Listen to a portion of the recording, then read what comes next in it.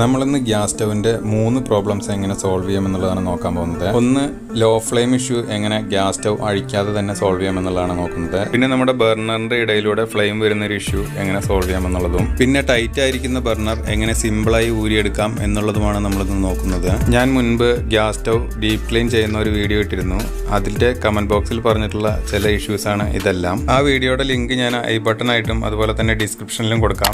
ഈ വീഡിയോ കണ്ടതിന് ശേഷം അതുകൂടി ഒന്ന് കണ്ടാൽ നല്ലതാണ്. പലരും വീടുകളിൽ ഫേസ് ചെയ്യുന്ന ഇഷ്യൂസ് ആണ് ഇതെല്ലാം. അതുകൊണ്ട് തന്നെയാണ് ഞാൻ ഇതുപോലൊരു വീഡിയോ ഇടാൻ ഉദ്ദേശിച്ചത്. ആദ്യം നമുക്ക് ബർണറിന്റെ ഇടയിലൂടെ എന്തുകൊണ്ടാണ് ഫ്ലെയിം വരുന്നതെന്ന് നോക്കാം. ഈ ബർണറിന്റെ ഇടയിലൂടെ നന്നായി ഫ്ലെയിം വരുന്നുണ്ട്. അപ്പൊ ഇതിന്റെ പ്രധാന കാരണം എന്ന് പറയുന്നത് നമ്മുടെ ബർണറും ബർണർ ക്യാപ്പും തമ്മിലുള്ള ഒരു ഗ്യാപ്പാണ്. കുറച്ച് പഴയ ഗ്യാസ് സ്റ്റവുകളിലാണ് ഈ പ്രോബ്ലം കണ്ടുവരുന്നത്. ഈ ബർണർ ക്യാപ്പിന്റെ അടിഭാഗം ദ്രവിച്ചു പോകുന്നതാണ് ഇതിന്റെ പ്രധാന കാരണം. ഇങ്ങനെ വരുന്ന പ്രോബ്ലം ക്ലിയർ ചെയ്യണമെങ്കിൽ നമുക്ക് ഈ ബർണർ ക്യാപ്പ് മാറ്റണം. അപ്പൊ നമ്മൾ ഈ സെയിം ബർണർ ക്യാപ്പുമായിട്ട് ഗ്യാസ് സ്റ്റവിന്റെ സ്പെയർ പാർട്സ് ഒക്കെ കിട്ടുന്ന ഷോപ്പിൽ പോയി കഴിഞ്ഞാൽ നമുക്ക് ഇതിന്റെ സ്പെയർ ലഭിക്കും.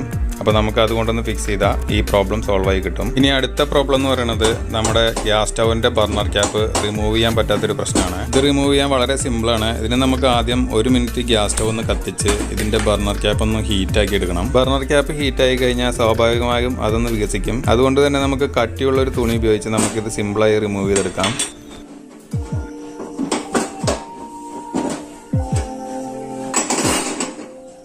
ഇനി നമ്മുടെ ഗ്യാസ് സ്റ്റവിന്റെ ലോ ഫ്ലെയിം ഇഷ്യൂ എങ്ങനെ നമുക്ക് ഗ്യാസ് സ്റ്റവ് അഴിക്കാതെ തന്നെ എങ്ങനെ ക്ലിയർ ചെയ്യാമെന്നുള്ളതാണ്. അപ്പോൾ ഈ സ്റ്റവ് വളരെ ലോ ആയിട്ടാണ് കത്തുന്നത്. അപ്പോൾ നമുക്കിത് എങ്ങനെ ക്ലിയർ ചെയ്യാൻ നോക്കാം. ആദ്യം നമ്മൾ നമ്മുടെ റെഗുലേറ്റർ ഓഫ് ചെയ്തതിനു ശേഷം ആ കേബിൾ ഒന്ന് ഊരി വെക്കാം. ഇനി നമുക്ക് ധൈര്യമായി വർക്ക് ചെയ്യാം. ഇനി പാൻ സപ്പോർട്ടും ബർണർ ക്യാപ്പും അഴിച്ചു മാറ്റിയതിന് ശേഷം ഗ്യാസ് സ്റ്റവ് ഒന്ന് ചെരിച്ച് പിടിച്ചിട്ട് നമുക്ക് അതിന്റെ ജെറ്റ് ഏരിയ കാണുന്ന രീതിയിൽ വെക്കുക. ഇനി ഈ ജെറ്റ് ഏരിയയുടെ ഭാഗത്ത് ഇതുപോലെ 2 സൈഡും 2 കട്ടിങ് ഉണ്ടാവും. ഈ ഹോളിലൂടെ വെറും കോപ്പർ വയർ മാത്രം ഉപയോഗിച്ചിട്ടാണ് നമ്മൾ ഇതിന്റെ ജെറ്റ് ക്ലീൻ ചെയ്യുന്നത്. ഈ കോപ്പർ വയറിന്റെ കുറച്ച് ഭാഗം മാത്രം സ്ലീവ് കളഞ്ഞതിന് ശേഷം ഇതിലെ 2 കമ്പികൾ മാത്രം എടുത്തിട്ട് ഒന്ന് പിരിച്ചെടുക്കണം.